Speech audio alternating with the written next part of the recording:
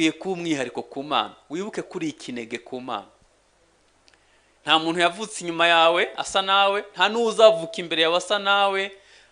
Murareba iyi mirongo ya hano ku ntoke, nta muntu n'umwe ayihuza n'undi ku isi, nubwo mwaba muri abana b'impanga zisa, kimwe no mu mboni y'ijisho. Urihariye ku Mana. Imana yakuremye mu buryo butangaje, yifuza kuba n'inshuti yayo magara mu buryo bw'umwihariko. Nufata umurongo wo muri Bibiliya ukawinjiza mu buzima bwawe bwa buri munsi, bizatangira bigutsinde, uzatangira utabyumva, ariko uko uzagenda bigutsinda umunsi wamurikiwe uzamenya ngo ndinde, naremewe iki, impano yanjye ni iyi, ni iki mpamagarirwa gukora, nihe nkwiye kubikorera. Nigeze kubana n'umuntu mu nzu imyaka 5, turinda dutandukana, nta kosa mubonyeho.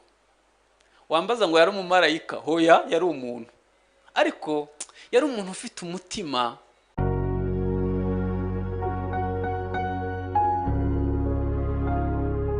Kugira ngo dusome urwandiko rwa kabiri Pawulo yandikiye Timoteyo.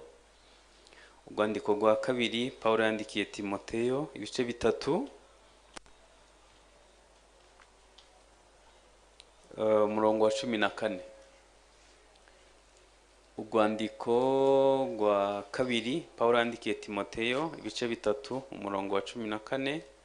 Ni urupapuro rwa 216 ku bafite Bibiliya imeze nk'iyanjye.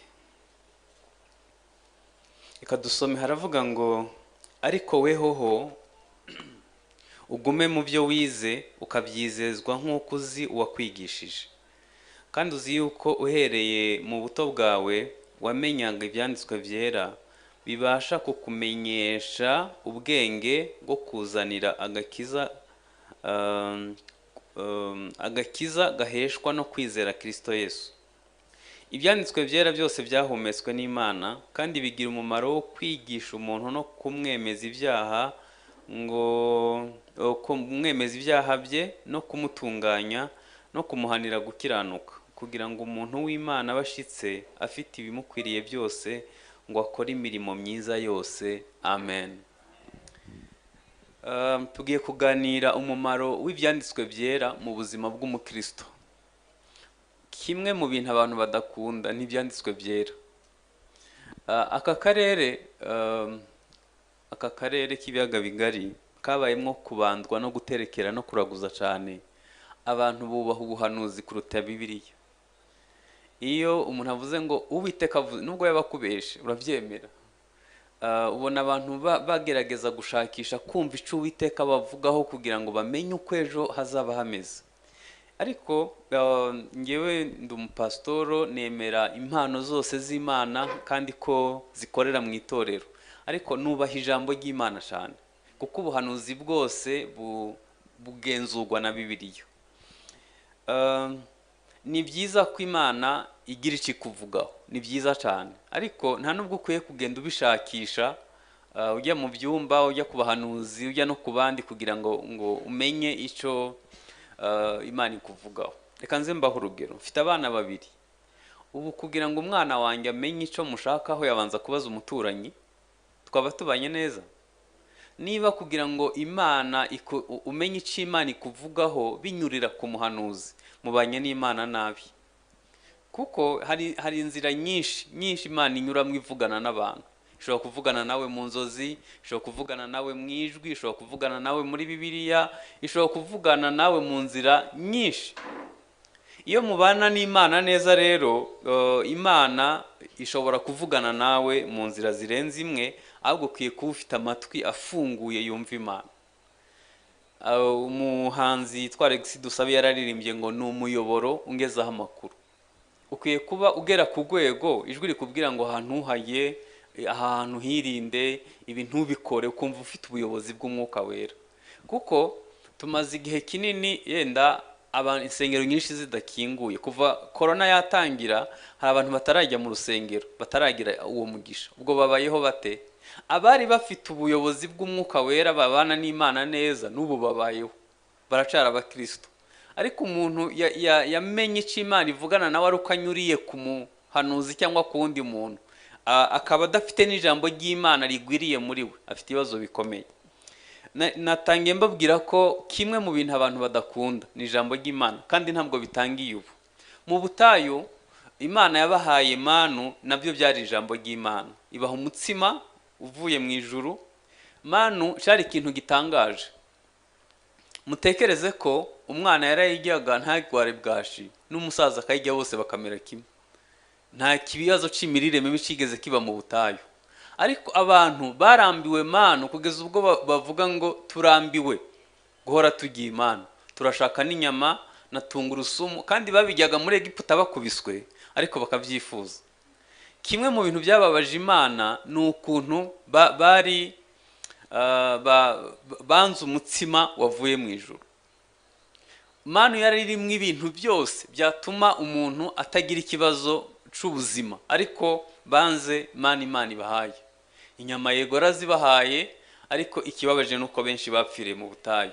Nagira mbabwire ko ibyanditswe byera, umukristo iyo yabitse ijambo ry'Imana ryinshi muri we, nta kibazo na kimwe yagira. Riba rifite igisubizo cya buri kibazo cyose uzahura naco mu mibereho yawe. Hanyuma Kristo niwe jambo w'Imana, kandi yaravuze ngo ndi umutsima uva mu ijuru. Si nk'iyo basogokuruza bariye mu butayu bagapfa, urya umutsima azahora witeka. Haleluya. Sinirirwa mbaza ngo ni bande badafite Bibiliya yera, ariko nubwo waba utazi gusoma, ibyo wigira hano ukwiye kubihuza n'ubuzima bwawe bwa buri munsi, uzabona impinduka. Hano rero Paulo yandikiye Timoteyo. Ndagira ngo mbibutse ko hano Paulo yandikiye umwana we yabyaje ubutumwa bwiza. Reka nkubaze, hajya wowe pasiteri wawe ninde? Iyo wakoze icyaha ninde waturira?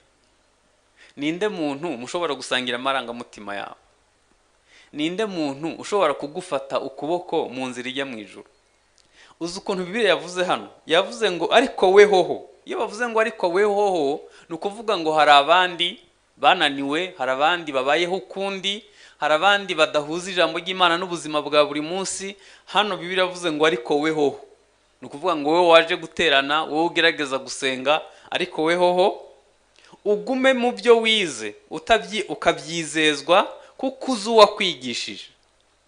Nta muntu ashobora guhinduka umwigishwa adafite uwamwigishije, ntabwo bibaho. Nahoze ndeba ijambo rivuga abigishwa rigaruka muri Bibiliya inshuro 200 zirenga. Hanyuma ijambo rivuga umukristo, abakristo, riri muri Bibiliya inshuro 3 gusa. Ubwo no kuvuga ko kwigishwa, dufate ko mwese mwakire Kristo mwami n'umukiza, ntabwo ndi bubitindeho. Niba uraha utarakira Kristo, uyu munsi umwakire, nico cyemezo cyiza waba ufashe utazigera wicuza. Ariko hijya yo kwakira Kristo, hakurikiraho urugendo rwo kwigishwa no guhinduka kugira ngo umuntu w'Imana batunganye. Aha rero niho abakristo benshi bo mu Rwanda bakwefye. Hanyuma duhinduka abayoboke b'amatorero n'amadini, ntitwaba abana b'Imana. Buri ku cyumweru amatorero aba yuzuye, ariko iyo ushatse imbuto z'ubukristo urazishaka ukazibura. Abantu benshi si abakristo. Twuzuye insengero ariko ntitwemeye kuba bigishwa. Sinzi niba n'abatwigishije n'abagombaga kutwigisha nabo wenda barabuze ubigisha, cyangwa se nabwo bari bahuze simbizi, ariko ntibishoboka ko waba umukristo mwiza utabaye umwigishwa. Reka nze mbaho urugero. Yesu yagiraga bigishwa abantu bamwirirwa inyuma barenze 20,000 baje gushaka imigati n'ibitangaza. Ariko muri bo yari afite 70 ashobora kwihererana akabigisha inyigisho zihariye. Muri 70 yari afitemo 12 basize byose bitwa bigishwa. Muri 12 yari afitemo 3 b'inshuti ze magara bashobora gusengana byakomeye. Muri 3 yari afitemo 1 aba mu gituza cye. Nubu umwigishwa uzaba umwihariko ku Mana. reka mbasabe ntimuzagendere mu kigare c'abantu benshi baje gushaka imigati n'ibitangaza basenga kugira ngo Imana igire icyo ikora ku buzima bwabo. Oya, ukwiye kuba umwihariko ku Mana. Wibuke kuri ikinege ku Mana. Nta muntu yavutse inyuma yawe asa nawe, nta n'uzavuka imbere yawe asa nawe. Murareba iyi mirongo ya hano ku ntoke, nta muntu n'umwe ayihuza n'undi ku isi nubwo mwaba muri abana b'impanga zisa, kimwe no mu mboni y'ijisho. Urihariye ku Mana. Imana yakuremye mu buryo butangaje, yifuza kuba n'inshuti yayo magara mu buryo bw'umwihariko. Nugendera mu kigare cy'itorero ukajya wumva wateranye, hari igihe ubaza umuntu ngo urakijwe ngo ngiye ngo nsengera ahantu runaka, ugahita avuga izina ry'umushumba we. Ibyo bintu nta kibazo bifite, ariko wibuke ko muri Egiputa buri wese yisigiye amaraso ku nkomanizo. Hanyuma ejo bundi impanda nivuga, Imana izahamagara Désir mu izina rye, ntabwo izahamagara institution runaka, ntabwo izahamagara izina ry'idini. Bazahamagara umuntu yavutse, ndavuga ngo yakijijwe, hanyuma agahinduka kuba umwigisho. Bibiliya yavuze ngo ariko wehoho waje guterana, wehoho usenga, weho ugerageza, ugume mu byo wize ukabyizezwa kuko uzi uwakwigishije. Twigira kuri Kristo, ariko hari n'igihe Imana iduha abantu bo kudufasha mu nzira y'agakiza. Niyo mpamvu tuza gusenga kugira ngo twigishwe. Hanyuma kandi uzi yuko uhereye mu buto bwawe wamenyaga ibyanditswe byera bibasha kukumenyesha ubwenge bwo kuzanira agakiza gaheshwa no kwizera Yesu Kristo. Maze imyaka myinshi njya muri Isirayeli, hari ikintu kimwe kimbabaza iteka iyo ngiyeyo. Bo ibyanditswe byera nk'uko bivuga biri mu buzima bwabo bwa buri munsi, hanyuma twebwe tubizi mu mutwe no mu mpapuro, ntibyigeze biduhindura. Iyo bakubwiye, iyo usomye Bibiliya ivuga ngo Isirayeli uzajya uhage, bahinga ku buso butangana na 30, Isirayeli yakungana n'u Rwanda, bahinga ku buso bwa 30% gusa y'igihugu, ahandi hose n'ubutayo n'amabuye. Ariko barariye, barahaga, basagurira amahanga. Nibo bantu bashora imbuto nyinshi i Burayi no muri Amerika. Twigeze kubabaza, twebwe tugusha imvura amezi 9, mwebwe mu mwaka ari igihe mutagusha imvura byibuze rimwe mu kwezi. Mwarariye murahaze, twebwe turashonje. Habaye iki? N'abantu rero bazi kwihenura, baratubwira ngo erega ngo ikibazo mwebwe ubutayo bwanyu mubufite mu mutwe, twebwe tubufite hano bugaragara ariko ubwanyu buri mu mutwe. Koko dusanga burahari, kuko imvura dufite n'imigezi tukaba dushonje, abandi bo bahaze, ntibyumvikana. Iyo bavuze ngo uzaba umutwe ntuzaba umurizo, n'abambere mu gisirikare, n'abambere mu buhinzi, n'abambere mu ikoranabuhanga, ibintu byose abisirayeli ni umutwe. Ibyo Bibiliya ivuga ntibiri mu mpapuro hano, inyuguti z'umukara ku mpapuro z'umweru, biri mu buzima bwabo bwa buri munsi. Nagira ngo mbinginge ugerageze kubisoma, ariko unabyinjize mu buzima bwawe. Niba Bibiliya ivuga kubabarira, nta muntu wananiwe kubabarira. Niba Bibiliya ivuga gusenga, usenga kangahe ku munsi? Niba Bibiliya ivuga kwihangana, nta bintu byakunaniye kwihanganira mu buzima. Niba Bibiliya ivuga kwatura, nta byaha ubitse mu mutima byakunaniye kwatura. Nitugerageza guhuza ibyanditswe n'ubuzima bwacu bwa buri munsi, ni ukuri ubuzima bwacu buzahinduka. Ibintu byose Bibiliya ivuga ni ukuri. Ijambo ry'Imana ni ubuzima, ni umwuka, rishobora guhindura ubuzima bwacu tukabaho duhindutse. Ariko ikibazo tubizi mu mutwe no mu mpapuro. Igihe cyose uzabigerageza, uhereye umunsi nutangira kubigerageza, uzabona ubuzima bwawe buhinduka kandi cyane.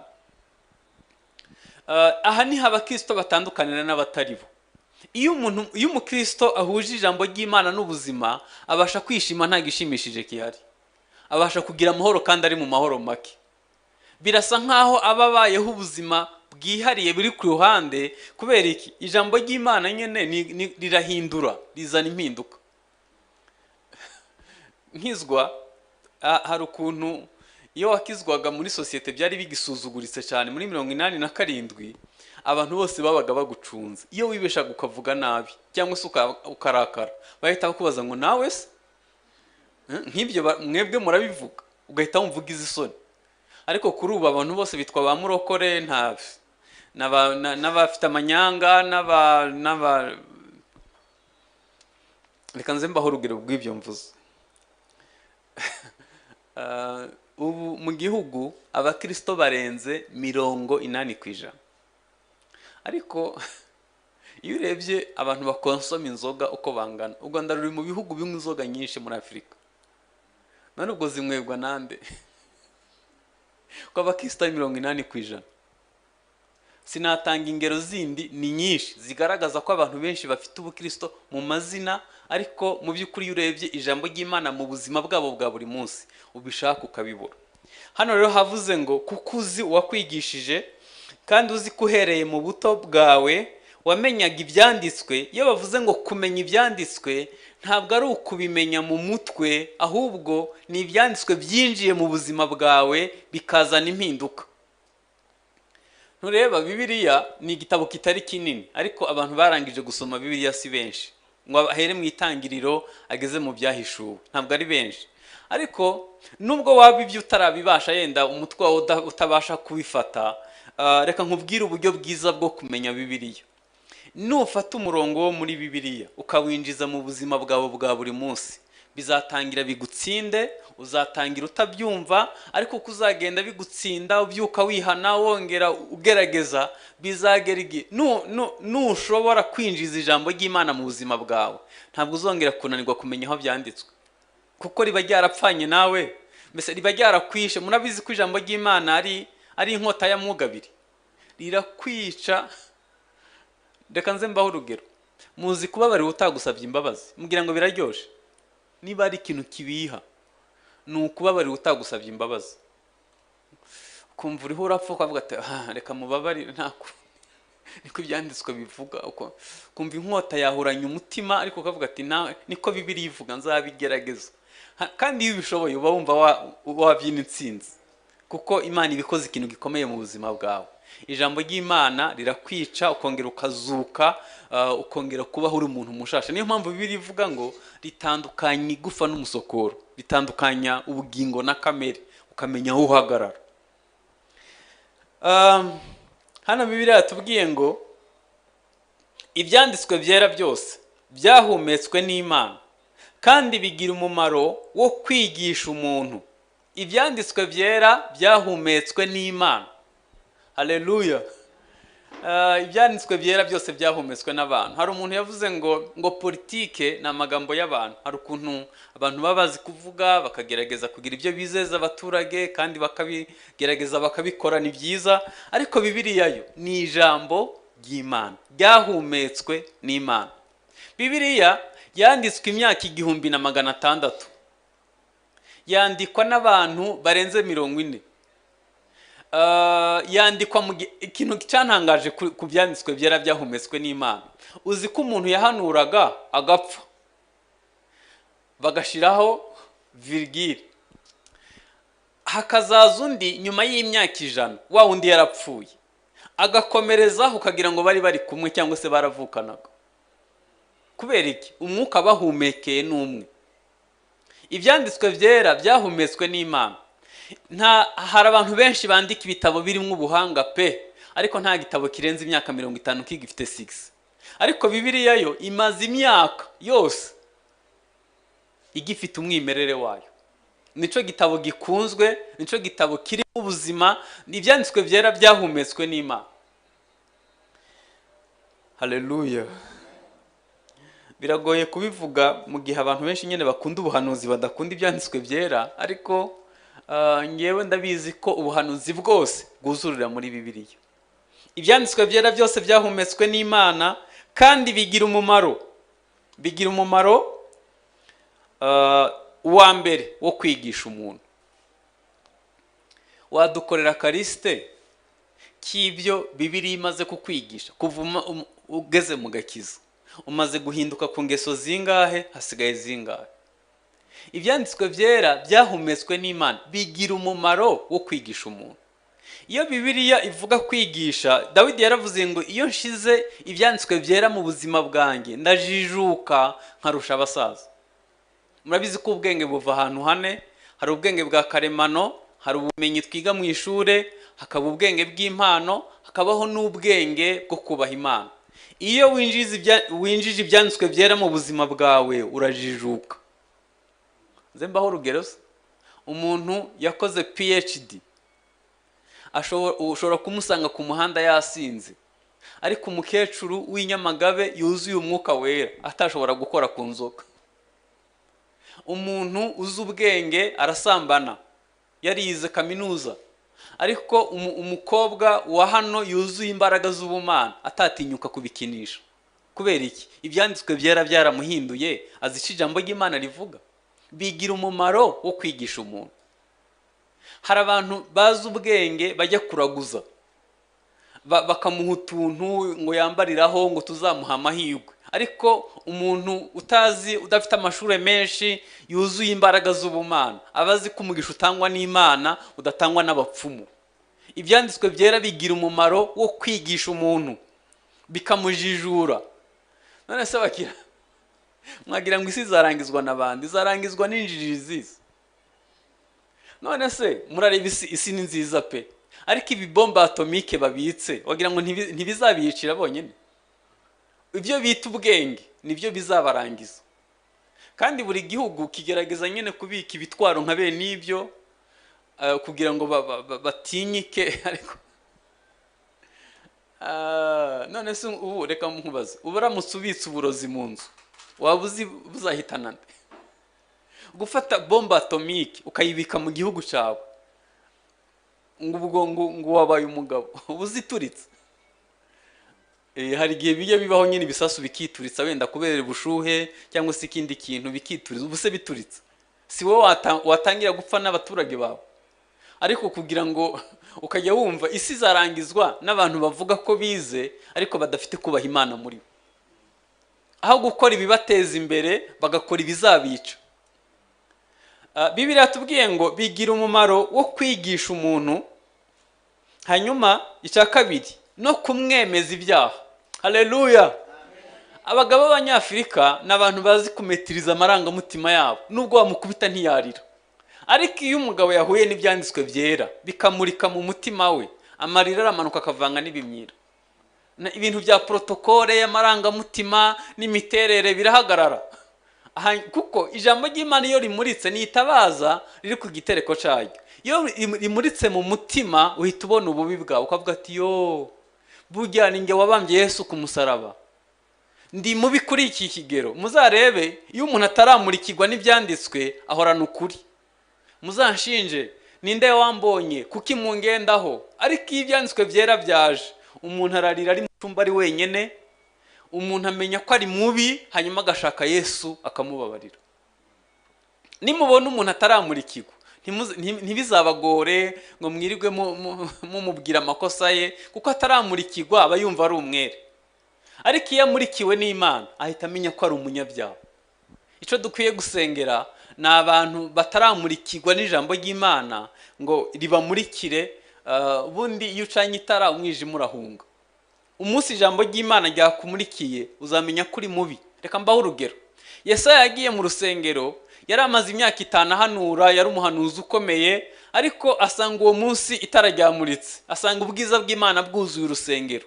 Yahise avuga ngo ndapfuye, mbonye Imana mfite iminwa yanduye n'abo tubana bose baranduye. Umunsi wamurikiwe uzamenya ko wanduye, umenye naho wanduriye. Imana ihitira zimukoze ikara ku munwa, iravuga ngo ndatuma nde? Aravuga ngo ndahari, aba ni ngituma. Umunsi wamurikiwe uzamenya ngo ndinde, naremewe iki, impano yanjye ni iyi, ni iki mpamagarirwa gukora, nihe nkwiye kubikorera. Dukwiye kumurikirwa n'ijambo ry'Imana. Bigira umumaro wo kwigisha umuntu, niko Bibiliya tubwiye, no kumwemeza ibyaha. Kimwe mu bintu bisenya ingo nuko abagabo hora bashinjanya n'abagore, kuko umeze gutya, aya makosa unkorera naya rimwe na rimwe ukabona nta nico bimubwiye. Ariko umunsi yamurikiwe n'umwuka wera azamenya hakwiye guhinduka. Nta muntu yakwemera ibyaha atabyemejwe n'ijambo ry'Imana. Nta muntu yakwemera ibyaha atabyemejwe n'umwuka. Hanyuma icya gatatu, Bibiliya yatubwiye ngo no kumutunganya. ijambo ry'Imana rishira umuntu ku murongo rikamutunganya. Umuntu yavugiraga hejuru, nari ngiye gukoresha imvugo yo mu muhanda, muza abantu bita inshinzi,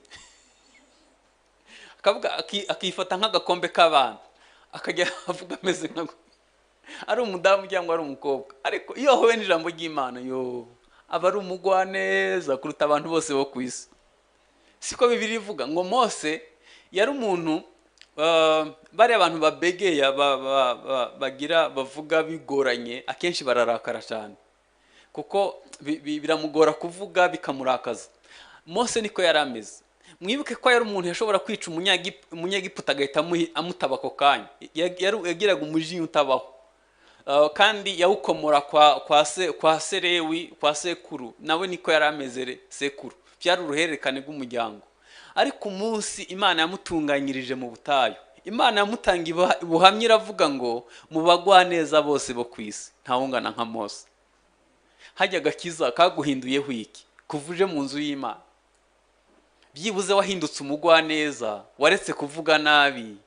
Aho uhuriye n'ijambo ry'Imana ryaraguhinduye, riragutunganya, ko ariko Bibiliya yatubwiye. Hanyuma Bibiliya yatubwiye ngo no kumuhanira gukiranuka. Kimwe mu bintu ijambo ry'Imana rikora, rikwigisha gukiranuka ku gato na kanini.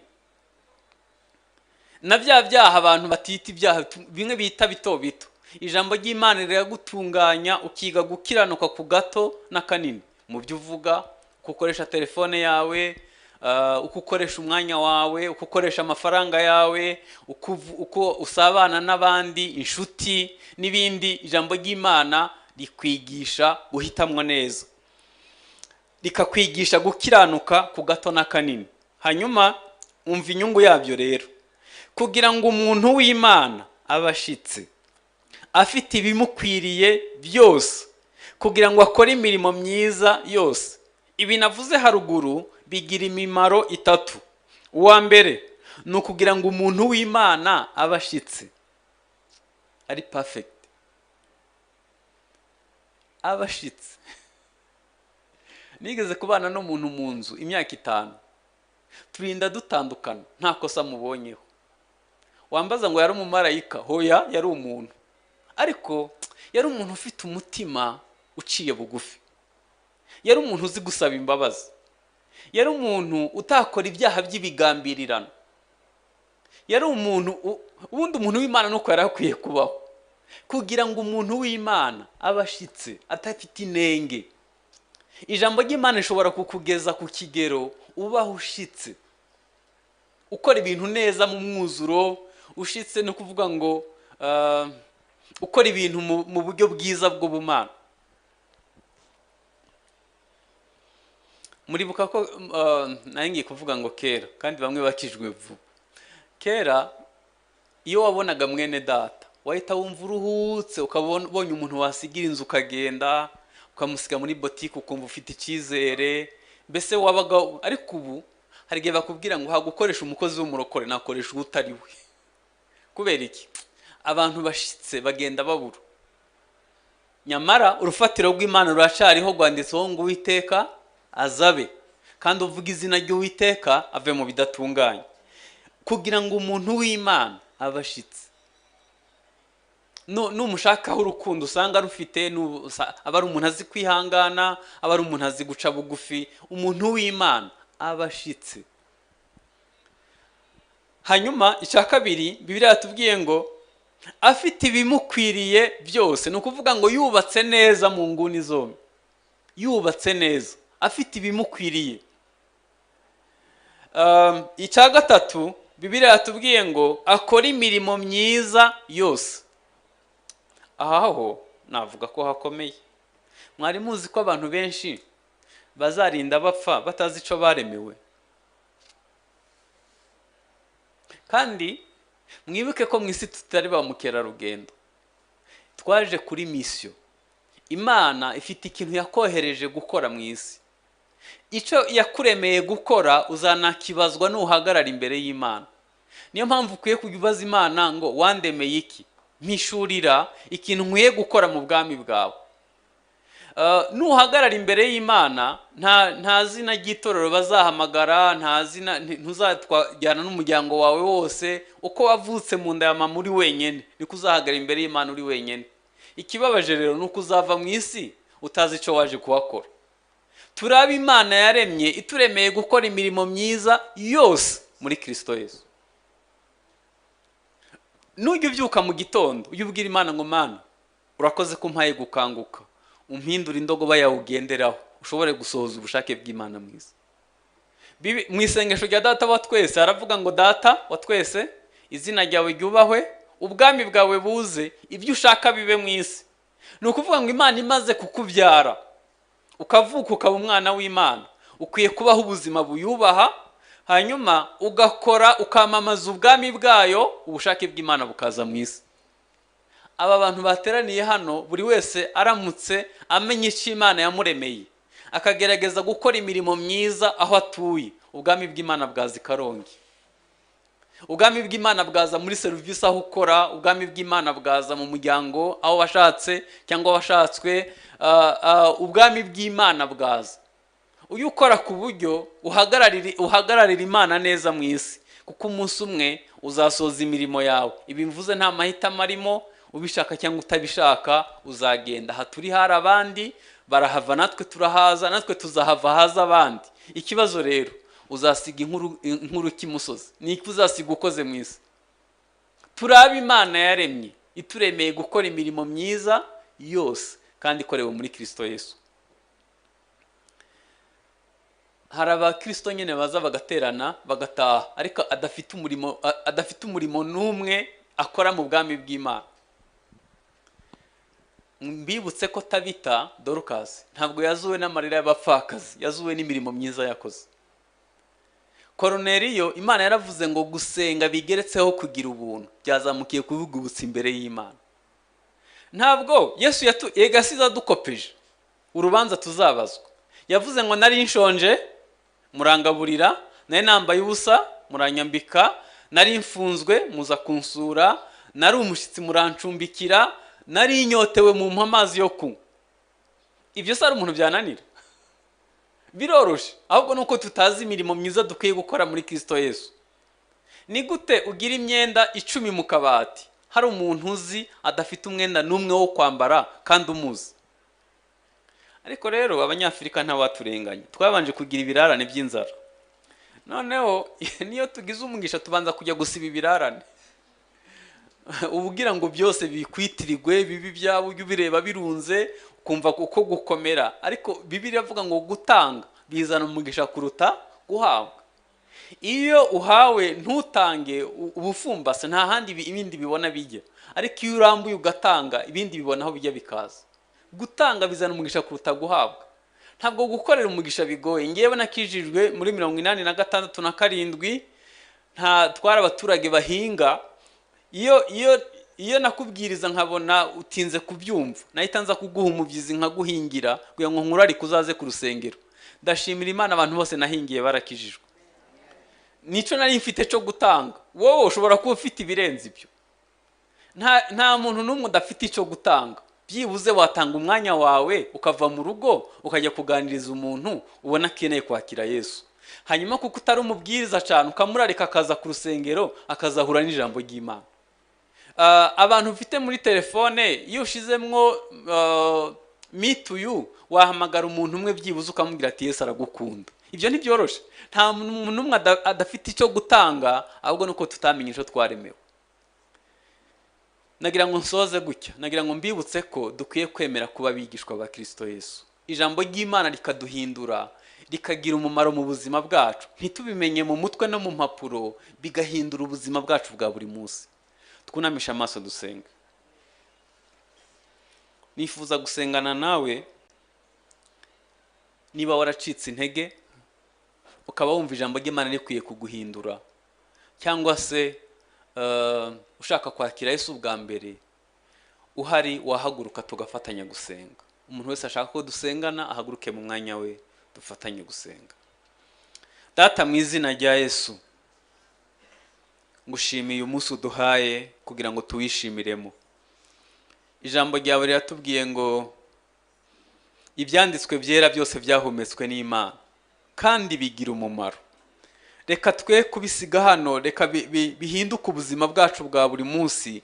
Ijambo ryawe niriduhindure, ijambo ryawe nirihindura imibereho yacu, ijambo ry'Imana nirihindura imitekerereze yacu, ijambo ry'Imana nirihindura imikorere yacu itari imeze neza, ijambo ry'Imana rikomeze kudutsinda no kutwemeza ibyo abantu batatwemeza, ijambo ry'Imana rihindure imikorere yacu. Mwami, ijambo ry'Imana niryinjire, turarihaye ikaze kugira ngo ryivange mu mikorere, mu buzima bwa buri munsi, mu mivugire, mu mitekerereze, mu maproje yacu, mu kubaho kwacu. Ijambo ry'Imana rizana ubuzima mu izina rya Yesu. Turagushimiye Mwami, kandi tugisenga dusengeye abantu bagwaye. Ijambo ryawe niribakize, ijambo ryawe riherekezwe n'imimenyetso n'ibitangaza, abantu bakire bagirirwe neza n'Imana. Mwami, ijambo ry'Imana nirigirukana imbaraga z'umwijima zitera ubugwayi mu bana b'Imana. Izo mbaraga mbi nizitsindwe mu izina rya Yesu. Turasenga kugira ngo abafite ibyifuzo bitandukanye babere igisubizo, kiganza cyawe gikora imirimo ikomeye, haba impinduka nziza mu bana bawe. Reka Mwami, ijambo ryawe riduhindure, abaduseka ko twakijijwe, abo twasize hirya, nibatureba batuboneho imirimo myiza, bahimbaze Data wo mu ijuru. Bana na buri wese nk'uko akwiringiye mu izina rya Yesu. Amen.